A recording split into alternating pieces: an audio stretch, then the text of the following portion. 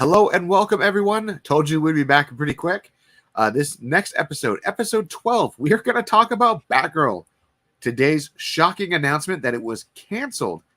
And not only canceled, it was completely shelved by Warner Brothers Discovery. Let's talk about what happened. Let's talk about the facts. Let's talk about what it could mean in the future of the studio. Obviously, this is a huge shakeup. No other studio has ever done this before. So let's get right into it.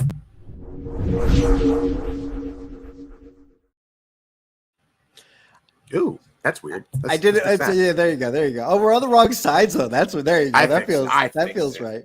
So the first I saw of this, I knew that it was a thing. I had no idea how far it was. I saw the article on Variety that it was canceled. I was blown away because the article kept saying like they're not going to even release it on a streaming platform, which I didn't understand why they were shitting on a streaming platform that way, but okay. But they said it will never see the light of day. They said they're not going to recoup any cost off of it. They got rid of it. What happened? When did all of this come down? So I think one thing that people need to talk about, to understand right off the bat, the cancellation of this movie does not for a second mean that Zack Snyder is coming back. It does not mean for a second that the Snyderverse is getting restored. It just means, honestly, there's a lot that it could mean. But what it means is that the studio did not like the project. Whether or not they didn't like the quality of the project, whether or not they didn't like the execution of the project, maybe they didn't like the fact that it existed in a semi-rebooted timeline, that's unheard of. But And it sounds like they're also not going with Michael Keaton anymore, correct? Like whatever. It kind of sounds that way too. And it feels like maybe this movie was a lot of that, so maybe that's why you couldn't even reshoot those scenes. Movie. Oh, okay. This movie, Michael Keaton only had about 5 scenes in this movie, and they weren't as big as a lot of people think. It was mostly Batgirl learning how to be Batgirl on her own, and then Michael Keaton intervening at the end. Okay, but they crossed paths a few times. There's some flashbacks and stuff like that. But I mean, you could technically refilm all of those scenes with a different actor, and it could still exist. Sure. But the point is, the movie cost the studio $70 to $90 million to make. It was like 90% done. Probably it was like in post, right? Right. It's probably like in better condition than the Snyder Cut was. Yeah. And when they stopped that one, and they apparently, a recent screening, they weren't happy with it. They basically felt that DC as a label needs to exist on film in theatrical form, and this film wasn't enough to garner a theatrical release. And that to me feels like what their strategy is going to be to go against Marvel, and that Marvel is going to have cinematic stuff, but the TV stuff sometimes takes a really step back and it kind of dilutes the product. It sounds like if you are a mainline hero, it needs to be top shelf quality, or it can be animated, or it can be, it can be a TV show, kind of like what they're doing with that John Cena show, which is super great and really elevates and makes that world so fun.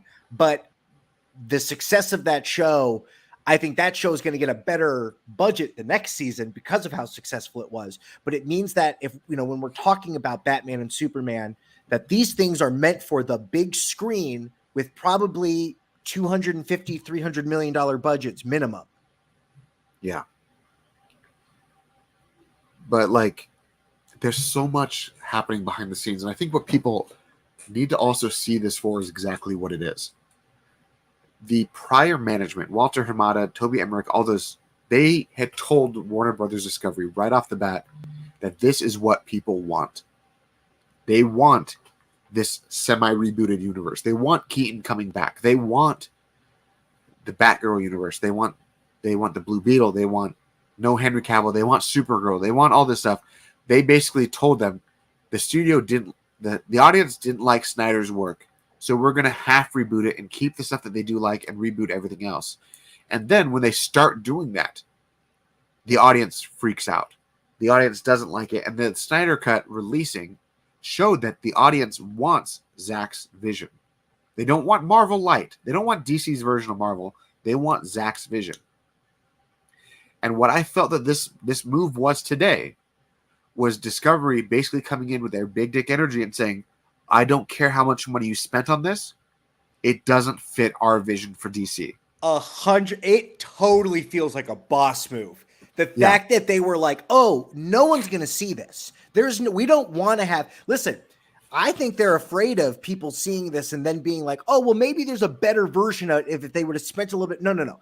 There's no money they want to spend on this. They don't want a director's cut of this. It doesn't fit their vision, period. Yeah. And I think what's coming down to it is that they pretty much have like silenced these entities. I mean, I said before, and I think we're going to get into this on the Ezra Miller show, there is a group of anti-Snyder people at Warner Brothers. Mm-hmm. Obviously, Jeff Johns, John Berg, Walter Hamada, Toby Emmerich, all of these producers, these people that basically took the Snyderverse away from Zack Snyder, who clearly had everything to benefit from Zack not succeeding,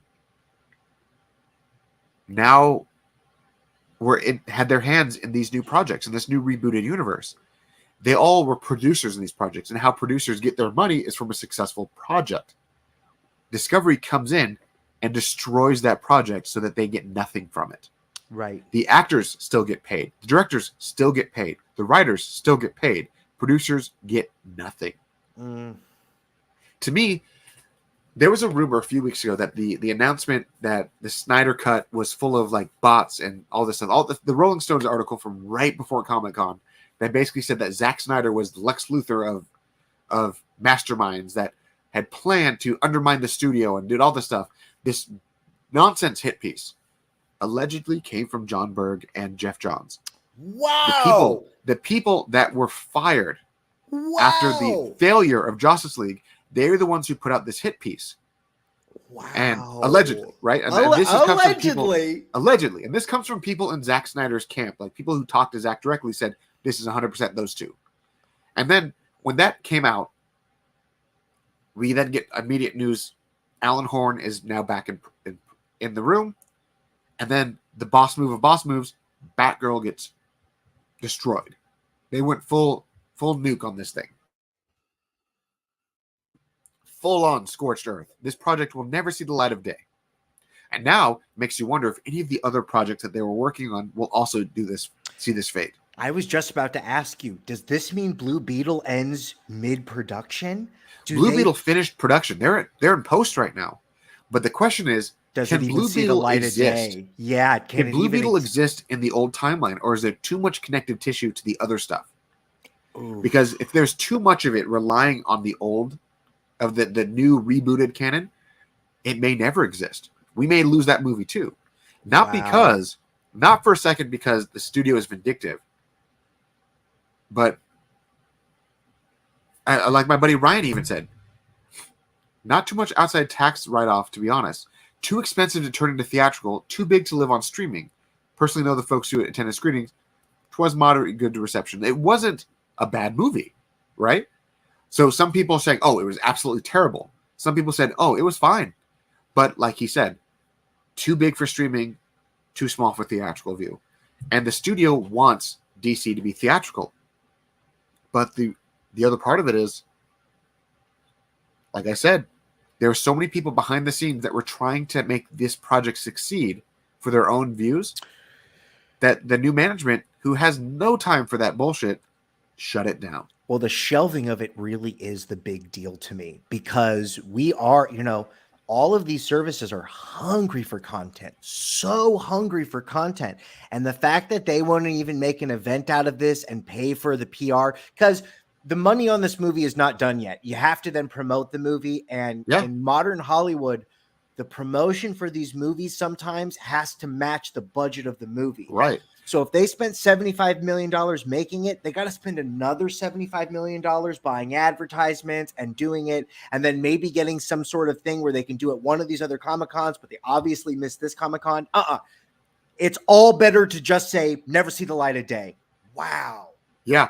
And whether or not it was a vindictive move to basically shut those people up, whether or not it was to basically just didn't work for what their vision was, whatever the real reason is, the fact that this new studio did this basically shocked all of Hollywood, that this new management does not care Well, because even the worst superhero movies, I mean, dog shit movies still come out. All of the other bad, all the other slashed up Zack Snyder movies, even though that their theatrical reception wasn't received well by critics, they still made money. They still did pretty well. I mean, that's a reason why we got more of them.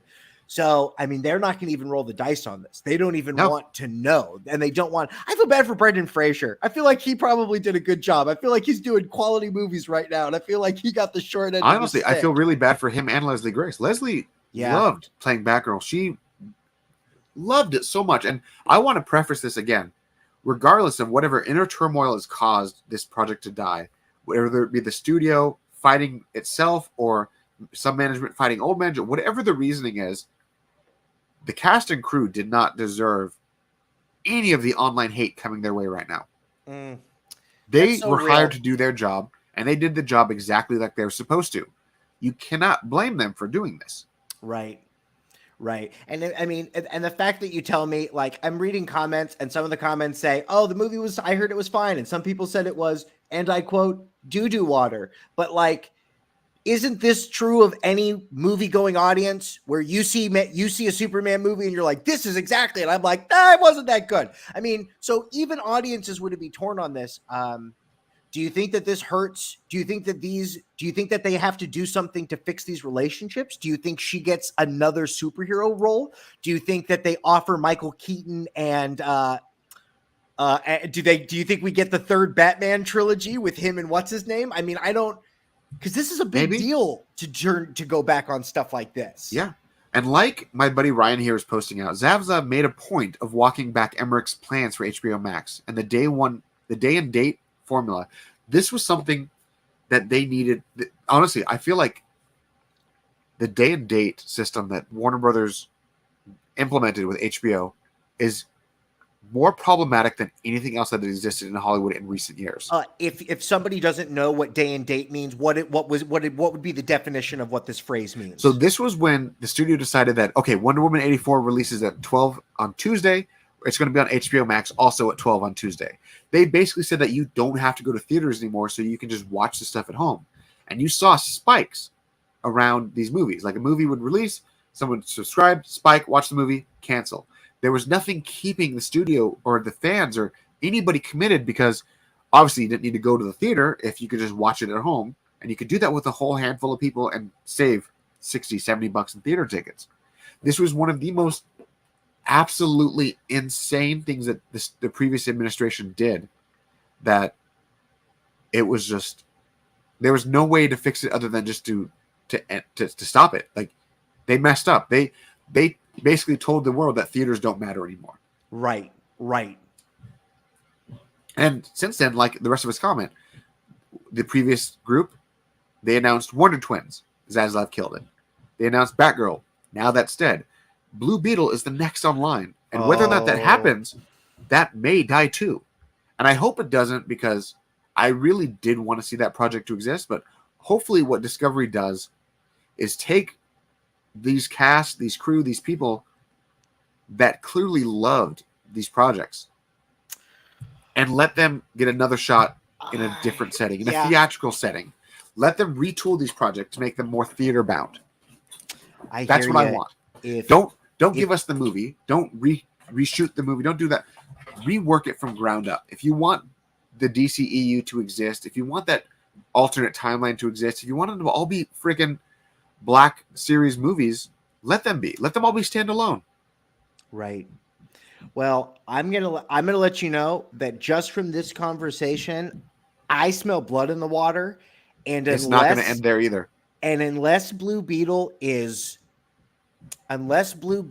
knocks it out of the park, like the movie is really good, and then the CG guys that they paid knocked it out of the park, and on top of that, like if all of those elements come together, maybe it sees the light of day. But Taylor, I don't think it's going to come out. I feel like if they shelve this project, what's the budget on Blue Beetle? About the same. No. That's why. That's strike one. Unless they pull it out of nowhere, like we'll see what happens. But just like Ryan's saying here again, Ryan, you should just come on the show and talk with us. I will Ryan, send you a link. Yeah, we'll send you a link if you have good information, but you have to have a light and a microphone so we can hear you and see No, you. this is Ryan Unicomb. He's a filmmaker. He knows what he's doing. Oh, okay, good. Here's the link, Ryan. Anyone who wants to pop in the waiting room, go ahead, can. I will bring you on if I want to. But Ryan, I want you on. But the reality is, Thursday, the meeting comes where they talk about the profits of the system. That's where Hamada is supposed to basically talk about how successful DC should have been and how he failed in every regard. Sure. But the reality is, they're killing projects because it is not necessary for them to exist. And it seems like right now, every project that's part of this alternate timeline, this post-Flash release timeline, they're all getting the axe. They're getting the axe, which either means A, Discovery does not care at all for this timeline, and either they're going to roll back and they're going to recut parts of the Flash, and they're going to just say, to hell with it, let's just let this be, let's just go back to the Snyderverse or whatever they want to do. They can do whatever they want at this point. But it also means that they just don't care about the future of it at all. It means they could straight up just end everything and reboot DC as a whole after the Flash movie. Well, I don't care, Ryan. I don't care if you're on your ride mower. Take the link and come on. Ryan's being an outside boy and living his life right now, so he can't come on to the show right now. He lives in Australia. This is like the middle of the day for him, like midday for him. He's he's doing his stuff. But it could be the studio is gearing up for a total reboot. Total reboot. That means they don't care about any of the deals. They're wrapping up stories. But at the same time, why bother bringing back Ben Affleck for Aquaman? If they're gearing toward ending everything, why bring him back? Why pay for him to come back? Give him a new reboot, to give him the Batman he wanted, to give them carte blanche and start from zero with some of these things. Because if they want to end the Flash with the Flash being in that new timeline, they still can. And then they can still use the sequel setup to have him go back and fix it as it was. Or they could recut that ending and have Flash return to his timeline at the very end of the movie. Right. And have that movie be about his ride through the multiverse and going back. Right. Like, that could be what they do. It could be just the grand learning experience that he goes out, sees this world, makes all these mistakes, fixes it, goes back and says, I now know that my powers need to be respected and I can't change time. And I would like to know, because all of these movies have gotten the boot, Wonder Woman 3 is for sure happening, correct? Even though nothing's happened. That's the question. Is it happening? Is it happening in the way that the previous administration wanted? And that administration wanted a sequel to Wonder Woman 84. And Wonder Woman 84 was garbage, was really bad. Patty wanted it more like awful. the first one. Yeah. So the question is, does the new management come in and say, we liked what you did with Zach, let's bring that back? Or do they just say it's not worth it and just cancel it entirely? Oof. Yeah, maybe. That's the question. Because I feel like right now, if Aquaman and the Flash don't succeed, they won't see the point and they'll just reboot. Simple as that. I mean, everything. You'll see everything get the cut, right? Right, everything. Just, nope, starting fresh. New Superman, new Batman, new everything, move on. Right? And I guess the starter dough for all of this then is James Gunn's next Suicide Squad, because that maybe definitely maybe. You think that's on the chopping block? The Suicide Squad did not make its money in theaters. It bombed because of the day one digital thing.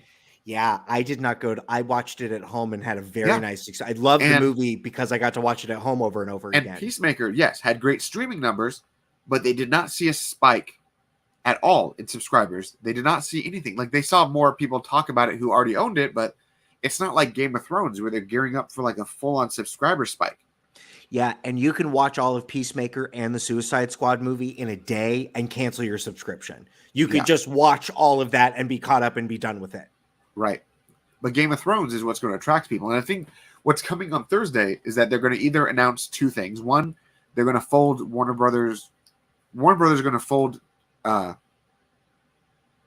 Discovery Plus and HBO Max into one app, or they're going to cancel one of the services, or they're going to cancel. There's rumors saying that they're going to straight up just cancel HBO Max as a service and just go back to saying HBO is a premium channel and HBO Go is if you have that premium channel. They're going to go back to that old format. To try to get people to pay for cable subscriptions again? No, just to go back to that format, because that format worked. HBO Max has been this crazy experiment that really hasn't worked. I like that HBO Max didn't know what to do and gave us oogles and oogles of amounts of content. Yeah. I like that app more than Discovery. I would like them to maybe fold that in there. But if they add the amount of content I think they're going to add on the Discovery side, that's a huge app. I mean, that's Yes. so much stuff. So some people are saying that HBO Max is getting canceled and everything is just being folded in Discovery. Some people are saying that both apps are going to be merged into one app and it's going to focus more on the Discovery side of things. It's very unclear. Discovery plus Max, Discovery Max Plus. Why not just call it Warner Brothers Max? Just call it that. Or Warner Discovery Max or something like that. They just flat out just do that. WB Max Plus. Maybe. I mean, I guess Disney Plus is that's their deal. So you can't be Plus. You Not anymore. I mean, Discovery Plus else. was already its thing, but they got to change their name now. Yeah, they do, because whenever you hear that noise or whatever. Yeah, but the reality is, the studio does not care. They do not care what the previous group did, because the previous group ran that company into the ground, and they do not care. They have no qualms with canceling everything because the previous company paid for it, not them. Now, have they announced on the regular cinematic side projects they are moving forward with? Are there any? No. So we haven't even heard about, No. We don't know if Steven Spielberg is doing a movie with them or not. You know what I mean? No, because Steven Spielberg was supposed to do Blackhawks with them, and that was announced like 5 years ago, and it's not moved an inch. Wow. But the reality is, Zaslav himself has already talked about how they're trying to find a new czar, a new superhead, a new boss for DC, which already implies that Hamada is out of a job very soon. And I feel like if that new head is a fan of Zack, we may see more of that. If that new head doesn't like any of it, we may see a complete reboot. But depending on who they hire is the biggest tell on what's going to happen next. But the bottom line is that no matter what people are on the internet are saying, people are saying, oh, Snyderverse is restored. It's not. People are saying, oh, Snyderverse is dead. It's not. Right now, everything is in a point of flux to an insane level that you have a company that just flat out canceled a big-ass movie as a way to check people's egos. How much money are they willing to lose? I mean, if they can't, how much money do you think they've spent on the Flash movie altogether? Already 200 plus million. So the notion that they were gonna, if they want to reshoot anything, is just more money into it. They can't. There's no way that there's movie. No way. Right. It has to make $1 billion. It has to make as much as a Marvel movie. Right. And the only way I see it working is if and mind you, there was some rumors that they already had Ezra come back and do some more filming recently. And if they did that, that means they recut the ending, or they're just doubling down. But either way, unless that movie succeeds, it's done. That's it. Like, if that movie bombs, like, I want people to realize boycotting a movie does not get what you want sometimes. Because when The Last Jedi came out, fans were so mad at what Disney did that they boycotted Solo. And what happened? Solo literally killed the Star Wars cinematic universe. Yes. We got a bad Obi-Wan Kenobi show. That was supposed to be a movie. That didn't happen. All of the Star Wars ideas for movies, it all got ruined because Solo tanked. The Boba Fett movie died. Yep. The Obi-Wan Kenobi movie died. And then we got the Rise of Skywalker as a course correction. Right. But boycotting one movie does not get what you want. It's like holding the studio hostage and saying, I want what I want, and the studio just says no, then we're not going to get anything. Right. Like they don't. It's like Tropic Thunder. They don't deal with terrorists. They just move on. Yeah. Right? Yeah, and especially with these problematic movies, and the Snyderverse fans are very real, and they're real people with real accounts that aren't bots. Yeah. Twitter has its own problems with bots, says Elon Musk. So I don't know. I think that there is lots of bots used on the internet all the time, that the fact that we would say that this is more egregious than any of those other things, I don't think that's applicable. These are very real people, but at the end of the day, they hold the studio holds the purse strings. And if they don't want to deal with anybody, they'll just say it's all over. That's it. It's all done. No more. Yeah, and that's the truth. I mean, what's probably going to happen is that you have these announcements that Warner Brothers Discovery does not want to move forward with any original films on HBO Max because they want their films to be tentpole theatrical films. They believe in the theater system that much they're willing to let original films die. But TV shows are another story.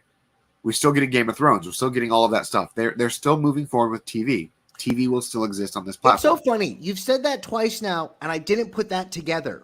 Right. The Discovery got in there and said, no. Game of Thrones is definitely happening, and it's happening. They want that franchise to continue. More so than some of this other stuff. 100%. And I think that's the thing that people need to remember. Like, so some projects may still survive. Peacemaker may still get another season. The Amanda Waller show may still happen.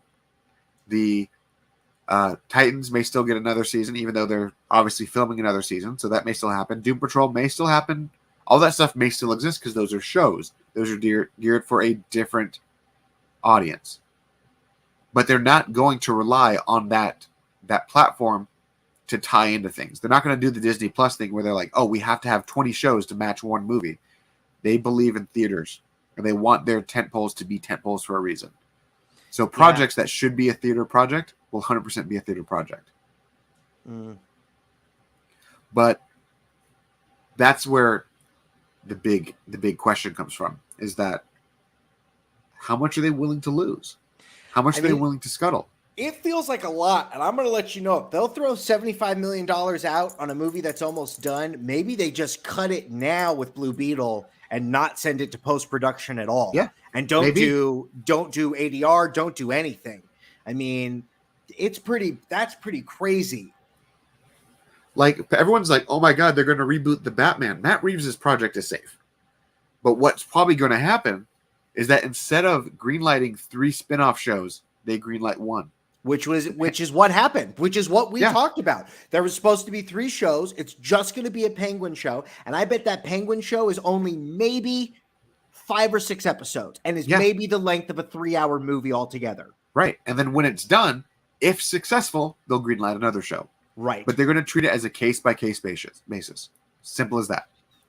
Yo, I can't believe that where this conversation has ended and that all of these movies that we've seen leaked pictures of and filming on location, that might be it. That might be it. And maybe a couple of years from now at a Comic-Con, they sit down at a panel and tell everybody what the story was and all the beats. But unless Animatics or something comes out, I mean, that's it. That's it. And wow. There's already an online movement going on to release Batgirl. They release it. Like, they're trying to do the Snyder cut with Batgirl. But the problem with that, no one saw it. There's no expectations. You have no leg to stand on. I think the problem with that is that people need to realize that the reason the Snyder cut movement succeeded was because Zack had momentum because of his other movies. And this movie only has the momentum that the studio is willing to give it because of the movie that's supposed to precede it, which is The Flash. The other thing about the Zack Snyder cut is, don't forget where the world was at.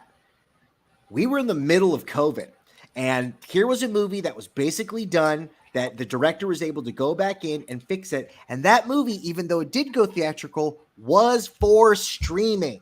And that's why that movie got its thing. And then at a huge budget. And you know what's funny is that movie was also too big of a budget for streaming, but not big enough for theaters. And eventually it did become a theatrical budget. And that movie could have played in theaters, but we got it on that service. And it's funny that they don't want to go even broach those waters with Batgirl. Yeah.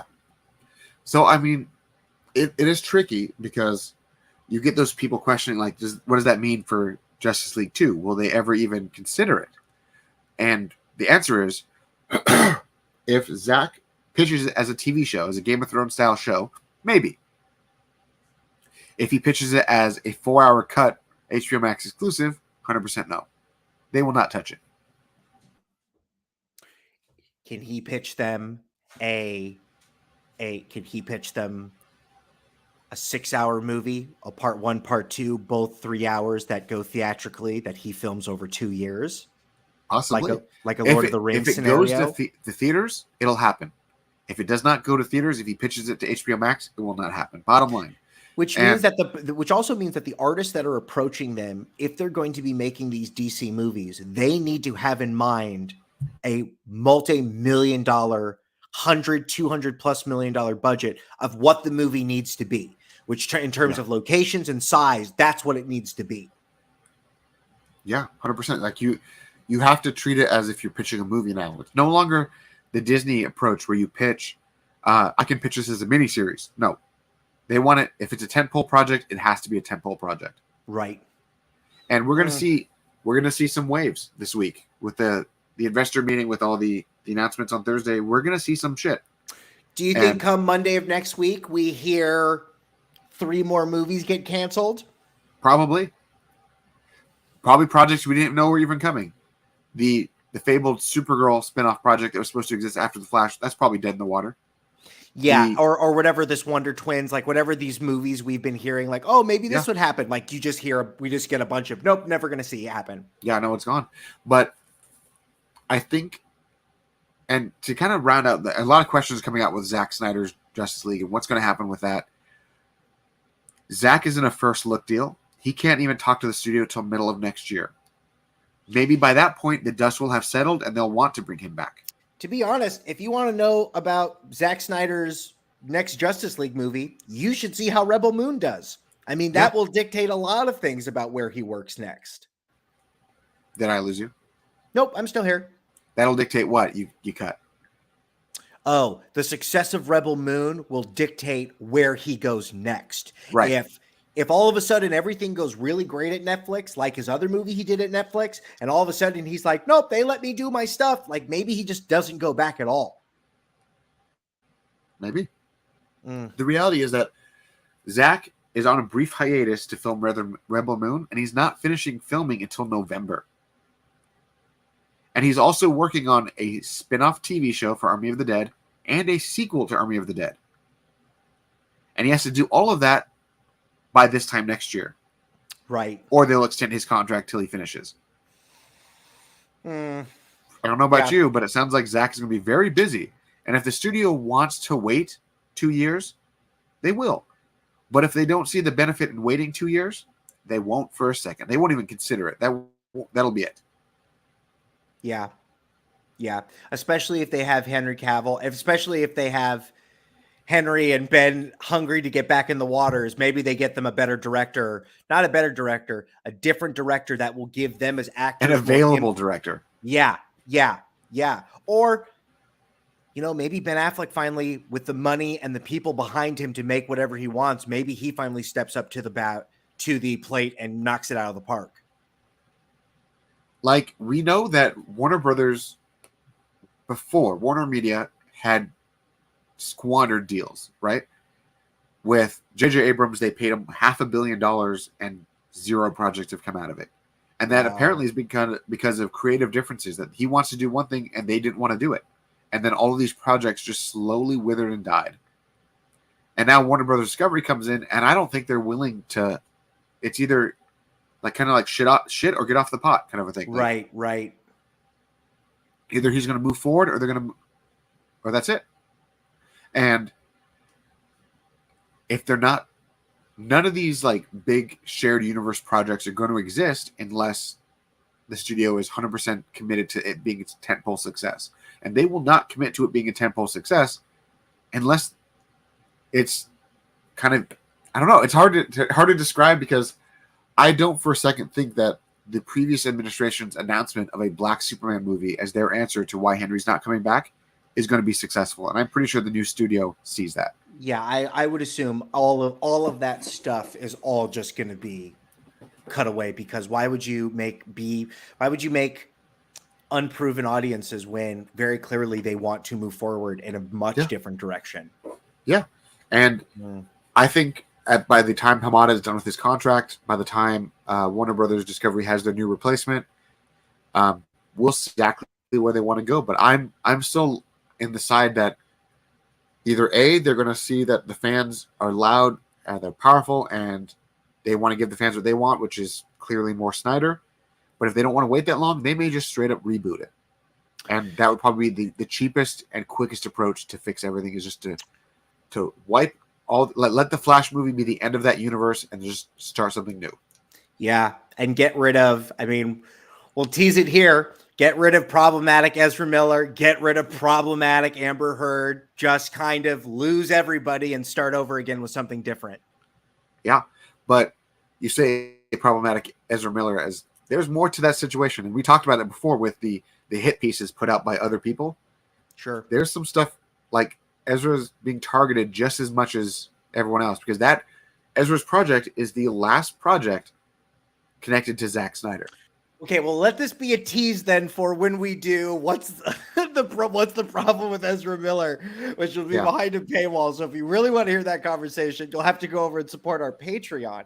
But Taylor, I will let you know that this was very enlightening, and I didn't realize how brutal this was going to get. And it feels like there's blood in the water, and it feels like there's maybe there's going to be a couple more heads on pikes before this is all over. 100%. And like TJ brought up this point, everything against Ezra has basically been debunked, because it has, but the hit pieces are still coming. Why? The same reason that hit pieces are still coming against Zack Snyder. Someone has it in for them, and who's to benefit?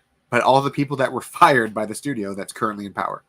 It's crazy that they're still going after, like, for all intents and purposes, the Zack Snyder stuff is over. Like, people are excited about it and there's a community around it, but like the project is over. Everything's done. The ink is dried. I mean, it's done. So the fact that we want more of it is great, but like, why are you still going after it? Why can't it be a successful, the only reason they would still logically go after him is if talks and conversations are happening. Right. And they're trying to torpedo it out of the water even before it submerges. Exactly. Like, there it is. But I think that's kind of a good spot to leave it. Like, Batgirl took the unfortunate fate of being killed as part of someone else's war. And I would also like to tell Warner Brothers, if you're canceling projects, just cancel whatever the next dumb Harry Potter movie is. Whatever the next animal adventure movie was, they're bad. You got to do something else. I heard a long time ago that 5-film arc was so unsuccessful that they were going to wrap it up as a trilogy, and sounds like that's where it is. Oh, it's what make it a Universal Studios exclusive. I don't know what to tell you. Just, you got to stop making them. You got to do something else. Let that die on the vine, because those movies are atrocious. Yeah, they talked about that they want to move forward with Harry Potter's universe in a different light, and I think just getting out of that era is probably a good idea. I can't believe they went to a property that wasn't even characters. It was a textbook. Like, there were so many places. The audience, ask any Harry Potter fan, and they'll tell you a million ideas of what they would want to see in that universe. And we got the guy with the platypus and the grasshopper and the other creatures from Kung Fu Panda. It's a terrible movie. Tell me how you really feel about that. Doesn't he just have a menagerie of Kung Fu Pandas inside of a hat and they all come out? It wasn't good. Wasn't my cup of tea. Anyways, I think for everyone who is expecting that this is being a sign that the Snyderverse is getting restored, that's not what's happening. This is a studio coming in and basically telling the previous people that their plans sucked. My dinner's here. I got to go. I'll be right back. No, we can wrap it there. Okay, he's getting his pad time now. I hear his dog. But I think that's just kind of what it comes down to, everyone, is that the project is now dead. Whether or not Taylor, I broke the dog. It's time to end. We got to go. My food's here. Okay. But I know a lot of people are coming in here. Yes, Prime, the air cut will be coming. Maybe it will. Hopefully it does, because David says it's as done as it ever could be, and I hope it is coming. But if what Discovery did today is any indication, they're not willing to spend money on films for a platform that they are no longer expecting to put films on. So how much money would need to be thrown at that to make that happen? Far less than the Snyder Cut did. $10 million. I mean, is it Maybe. millions of dollars? Okay. Maybe 10 million just to finish the editing, because the editing was done, the score was done, everything was done. They basically refilmed the film. So at this point, it's just dropping it. So maybe we will get it. Hopefully we do. But at this point, I wouldn't hold on to a lot of stuff right now, because there's too many moving pieces in the air. There's too many people at war with each other within the studio. And at this point, blood is in the water and the sharks are coming, and we will see what survives at the end. Listen, we from this conversation, you're all lucky that you're getting Shazam 2 and Black Adam, to be honest. If the world's biggest movie star wasn't in Black Adam, I don't know if that movie would see the light of day. And same thing with, if Shazam didn't do so well. So we'll see what happens.